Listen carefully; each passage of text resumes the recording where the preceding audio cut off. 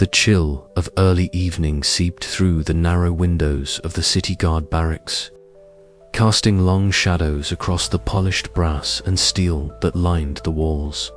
Joran stood alone, his broad frame silhouetted against the faint glow of the city's clock towers. Each tower pulsed faintly, their magical timepieces casting an eerie, rhythmic heartbeat over the sprawling cityscape. The steady ticking was a constant reminder of the order the chronarch demanded. But to Joran, it now carried the weight of something far heavier doubt.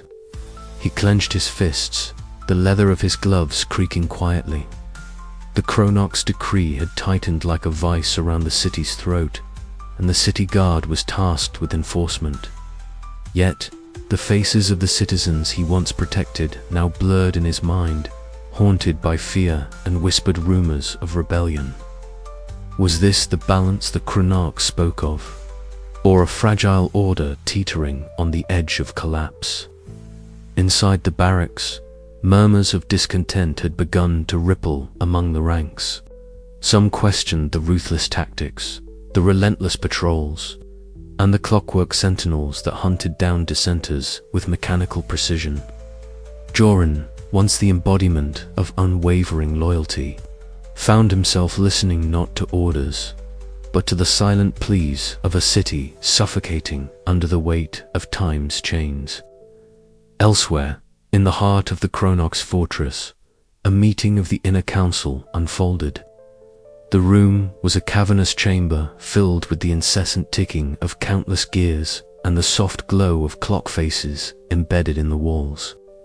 Advisors, clad in uniforms etched with intricate mechanical motifs, debated heatedly. Voices rose and fell, a symphony of fear, frustration, and unease. "The rebellion grows bolder," one advisor warned, his fingers tapping nervously on a brass table. "The chronarch's methods must be swift and absolute. But at what cost?" Another countered. "The people's trust erodes. Even the city guard wavers." The chronarch, a towering figure clad in shifting gears and glowing clock faces, remained silent behind his mask of interlocking cogs. His presence alone was a reminder of the oppressive nature of destiny and the relentless march of time he sought to control. Yet even he could not ignore the fractures forming within his ranks. Back in the shadows of the city's underbelly, Elian and Sylvan huddled together, their whispers barely audible over the distant chime of a bell. Plans were drawn, risks weighed, and hope kindled amidst the encroaching darkness. "We must strike before the chronarch tightens his grip further," Sylvan urged, eyes alight with fierce determination. Elian nodded, his soot-smudged hands clenched into fists. "Joran's doubts could be our advantage. If we can reach him, if his loyalty wavers, then the scales may finally tip," Sylvan finished grimly. Meanwhile, Myra worked quietly in the rebel hideout, her fingers moving deftly over a delicate mechanism strapped to her wrist. The device glowed softly, its intricate clockwork humming with forbidden magic. Her hands trembled slightly, an outward sign of the anxiety that churned within her. "You're pushing yourself too hard," Elian said gently, watching her. "We don't have the luxury of hesitation," she replied, voice tight but resolute. "Every second counts." As night deepened, the city held its breath. The fractures in the chronarch's order grew wider, and within the heart of the city guard, loyalties shifted like the turning of gears in a vast, intricate machine. Joran's internal struggle was more than a personal battle, it was a reflection of the city's own wavering equilibrium. Could one man's doubt ignite a spark that would unravel the chronarch's iron grip? Or would the relentless ticking of the clocks drown out the whispers of rebellion before they could take flight? The answers lay hidden in the ticking heart of the city, where time itself was both prisoner and liberator. And as the first light of dawn crept over the horizon, the fragile balance of power poised on the edge of irrevocable change, promising a chapter of upheaval yet to come. The city stirred. The game of time and fate was far from over, and somewhere, in the shifting shadows of loyalty and betrayal, the next move was already being made. Beneath the city's rhythmic heartbeat, in the shadowed depths of the ancient archives, Elian's hands trembled as they brushed away centuries of dust from a forgotten shelf. The faint light filtering through the cracked stained glass above caught the worn leather bindings of the original Clockmakers' journals, their spines brittle but unyielding. Mira watched silently beside him, her breath shallow with anticipation, as the two descended into the cavernous chamber that held the legacy of their city's creators. "These must have been hidden during the first upheaval," Mira whispered, her voice barely more than a breath. "The secrets they kept. Perhaps it's the key we've been searching for." Elian nodded, his eyes wide, as he carefully pulled a journal free. The musty scent of aged parchment filled the air, mingling with the faint tang of oil and metal that clung to the underground walls. The first page bore intricate calligraphy, elegant and precise, detailing the founding of the city, how the original clockmakers had bound time itself to their craft, weaving magic and machinery into a delicate and dangerous balance. As Elian turned the pages, diagrams of complex gears intertwined with arcane symbols unfolded before him. Each entry whispered of sacrifice. The clockmakers who had given their lives to sustain the city's pulse, their souls entwined in the great engines that governed every second. The curse, once a distant shadow, now loomed tangible in the inked words. It was no mere legend. It was the foundation of their existence, a chain forged in time and blood. "Look here," Elian said, pointing to a passage describing the mechanical gods, beings of immense power, half machine, half divine, tasked with maintaining the flow of hours, but at a terrible cost. They are the true masters of this city, not the chronarch alone. Mira's fingers traced the ornate sketches, her eyes reflecting the flickering light. If they're bound to the clocks, perhaps there's a way to unravel the curse rivers, the bindings. But it won't be easy. Their conversation was interrupted by the soft echo of footsteps. Master Kaldor's gaunt figure emerged from the shadows, his gaze grave as he surveyed the uncovered tomes. "You've found what I hoped you never would," he said quietly, voice heavy with years of burden. "The knowledge to break the curse is also a path to destruction. The balance we maintain is fragile." Elian met his mentor's eyes, the weight of their shared history hanging between them. "But can we continue living as prisoners of time? If there is a chance to be free, I must take it, even if it costs me everything." Kaldor's expression softened, a flicker of sorrow passing through his deep-set eyes. "You carry the legacy of the clockmakers now, Elian. Their hopes and their fears. Remember, every tick of the clock is a heartbeat of sacrifice." Later, guided by cryptic hints in the journals, Elian and Myra sought out Talia in the labyrinthian archives. The archivist, with her sharp eyes behind wire-rimmed spectacles, led them to a concealed passage, long sealed and forgotten. The air grew cooler as they descended, the faint hum of dormant magic awakening in the silence. At the passage's end, a vault door adorned with intricate clockwork engravings guarded a mechanical artifact, the ancient timepiece of the first clockmaker. Its surface shimmered with a faint blue glow, gears turning imperceptibly beneath glass panels. It was a symbol of the city's foundation and the fragile link between past and future. "This is more than a relic," Talia explained, voice reverent. "It holds the essence of the curse and the possibility to undo it. But such power demands great sacrifice." Elian reached out, the pulse of the timepiece syncing with his own heartbeat, a mingling of hope and dread swelling within him. The path ahead was uncertain, fraught with peril and the unknown. Yet, the legacy of the Clockmakers had chosen him, and he would carry their burden into the storm. As they prepared to leave the vault, the distant tolling of the city's great bells echoed through the subterranean halls, a reminder that time, relentless and unyielding, marched ever onward.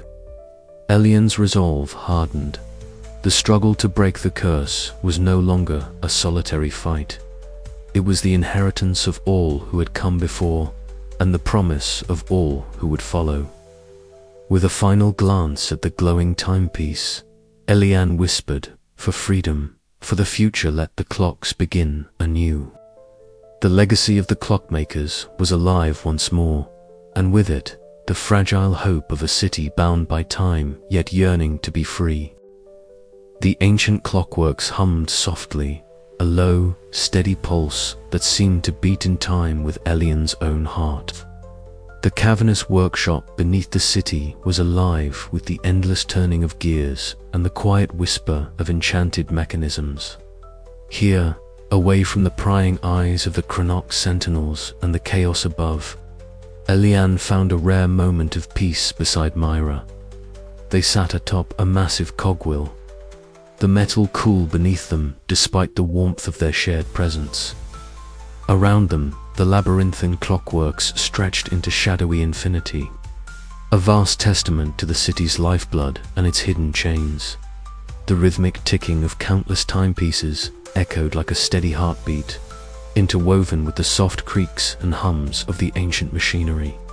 Myra's fingers traced the worn surface of a small, intricate device resting on her lap. Its delicate gears spun faintly, glowing with a soft blue light that flickered like a pulse. "It's fragile," she said quietly, eyes focused on the mechanism. "But it's alive, just like us." Elian smiled, the soot smudges on his hands, evidence of the hours he had spent tinkering and repairing. "Fragile," he echoed, "but not broken. That's what matters." For a moment, silence enveloped them, filled only by the steady ticking that seemed to mark the passage of time itself. The weight of the rebellion, the lives lost, the sacrifices made hung heavy between them. Yet, in this hidden sanctuary, those burdens felt lighter, shared and understood. "Do you ever wonder," Mira began hesitantly, "if all this fighting, if all the risk is worth it?" Elian looked out into the shadows, where the outlines of ancient gears loomed like silent sentinels. "I do," he admitted, "every day. But then I remember why we started, why we can't stop." Her eyes met his, fierce and unwavering despite the exhaustion etched in the lines around them. "For freedom, for the people who can't fight for themselves." He nodded. "For a future where we're not bound by the ticking of a cursed clock." The flicker of light from Mira's device cast dancing shadows on their faces, revealing the exhaustion beneath their resolve. She sighed softly, a mixture of weariness and determination. "Sometimes it feels like the clocks are winning, like the curse is too strong." Elian reached out, his hand covering hers. The warmth of the touch was a small comfort in a world that often felt cold and uncertain. "We're stronger than they think." Together, a sudden tremor shook the clockworks, a grinding noise echoing through the vast chamber. Dust fell from the ancient beams overhead, and both flinched instinctively. The distant sounds of conflicted clash of metal, muffled shouts reached their ears, a grim reminder that the war outside was far from over. Myra's grip tightened around the device, and Elian's gaze hardened. "We can't stay hidden forever," he said. "The city needs us." She nodded, her silver-streaked hair catching the dim light as she stood. "Then we'll face whatever comes together." As they prepared to leave the sanctuary, Elian paused and clasped Mira's hand briefly. The gesture was simple, but laden with meaning and unspoken promise of protection, trust, and shared purpose. In that fleeting moment, time seemed to hold its breath, binding them in a fragile but unbreakable bond. The path ahead was uncertain, fraught with danger and sacrifice. But amidst the ticking gears and shifting shadows, Elian and Myra found strength in each other. The bonds forged in time would carry them through the darkest hours, lighting the way toward a dawn that only they could shape. And as they stepped back into the labyrinthine corridors of the Clockworks, Elian's thoughts lingered on the fragile hope that flickered in Myra's eager hope that even in the face of fate, they might yet rewrite the story of their city. The chamber was darker than Elian had imagined, swallowed in shadows that seemed to flicker and dance with the rhythm of countless ticking clocks. As he stepped through the heavy archway, the metallic scent of oil and ancient gears enveloped him, mingling with the faint, electric hum of magic. Before him stood the Chronarch, a towering figure, every inch of its form a marvel of interlocking gears and glowing clock faces, its presence simultaneously awe-inspiring and terrifying. The mask of interlocking cogs that concealed its face caught the faint light, fracturing it into a kaleidoscope of reflections that painted the chamber walls with eerie, shifting patterns. Elian's heart hammered in his chest, soot-smudged hands clenched tightly by his sides. The apprentice clockmaker, once full of naive curiosity, now faced the embodiment of the city's oppressive destiny. He swallowed hard, steadying his breath as the mechanical giant regarded him silently, the soft clicks and whirs of its movements echoing like a solemn heartbeat. "You come far, Elian," the Chronarch's voice rumbled, a haunting blend of human tone and the metallic resonance of clockwork. Curious, determined, but futile. The city's order is not yours to unravel. The curse binds us all, yes, but it also preserves. Without it, chaos would consume the fragile balance we maintain. Elian took a step forward, the floor beneath him vibrating faintly as the great gears embedded in the stone slowly turned. "Preservation?" he asked, voice steady despite the storm inside. "Or imprisonment? These clocks you command, they don't just keep time. They chain us to a fate not of our choosing. I've seen the suffering they cause, the lives they steal. It's not balance, it's control." The Chronarch's many clock faces flickered, some speeding their hands, others reversing, as if contemplating Elian's words. Control is necessary. Free will is an illusion, a dangerous temptation.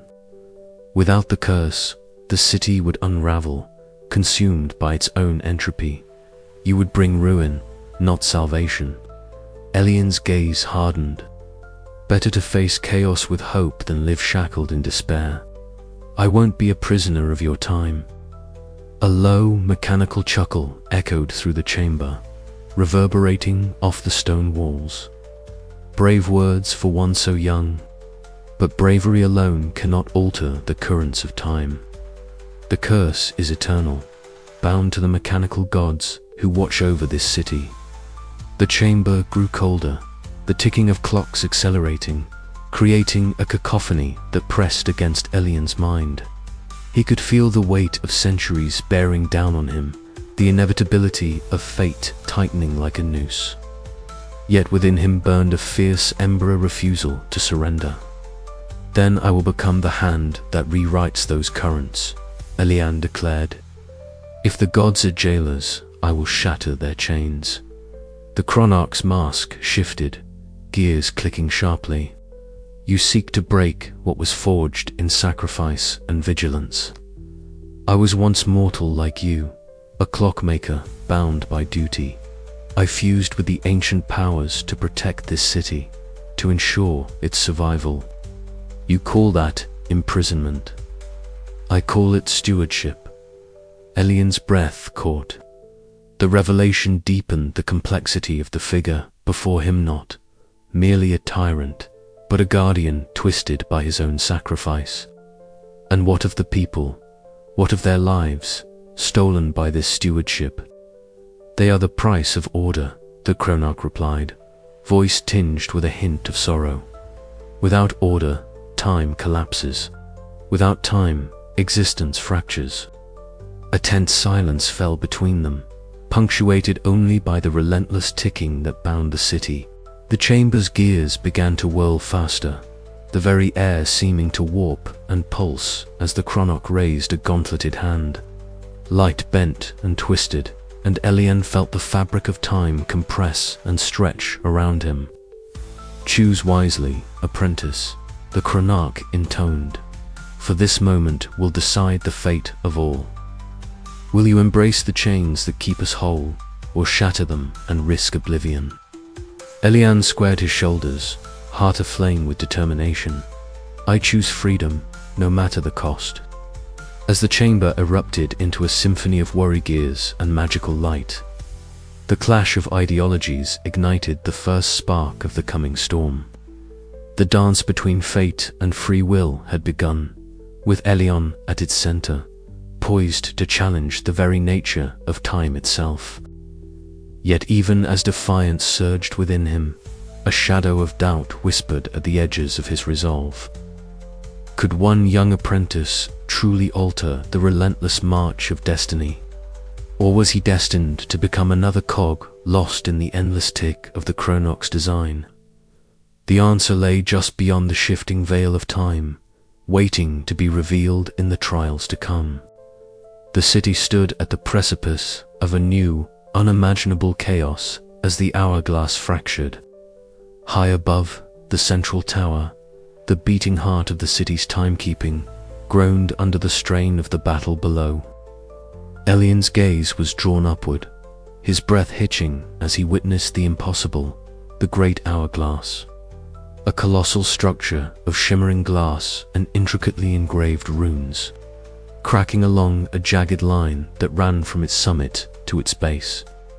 A sudden, sharp sound like the ringing of 1,000 tiny bells shattered the tense silence, a sound both beautiful and terrifying. The enchanted sand inside, which once flowed in a steady, rhythmic cascade, marking the city's heartbeat, froze mid-fall. Time itself staggered, caught in the hourglass's broken embrace. Shards of the magical glass exploded outward, glittering like stars cast into the darkening sky. The hourglass. Mira's voice cut through the din, her eyes wide with alarm as she clutched Elian's arm. Around them, the battlefield shifted unnervingly. Seconds stretched and contracted like living things. Soldiers on both sides faltered, caught in temporal loops, their movements jerky and out of sync with reality. Elian's mind raced. This hourglass was more than a symbol, it was the axis upon which the city's time turned. Without its steady flow, the magical currents that sustained the city's life and the clocks began to waver perilously. We need to get to the clockworks, he urged Myra, his voice steady despite the chaos swirling around them. They plunged into the labyrinth beneath the city, where the ancient gears and mechanisms hummed with a faltering pulse. The air was thick with the scent of oil and ancient magic, and the eerie glow from flickering lamps cast long, dancing shadows on the worn stone walls. Time rippled unpredictably here.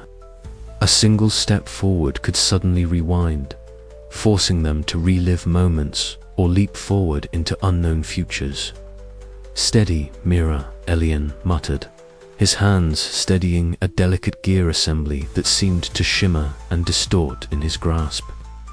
If we can repair the flow here, maybe we can restore some order above. Mira nodded, her fingers trembling as she adjusted a tiny cog infused with forbidden magic. But the Chronarch sentinels are closing in. We don't have much time. Outside, the towering figure of the Chronarch loomed.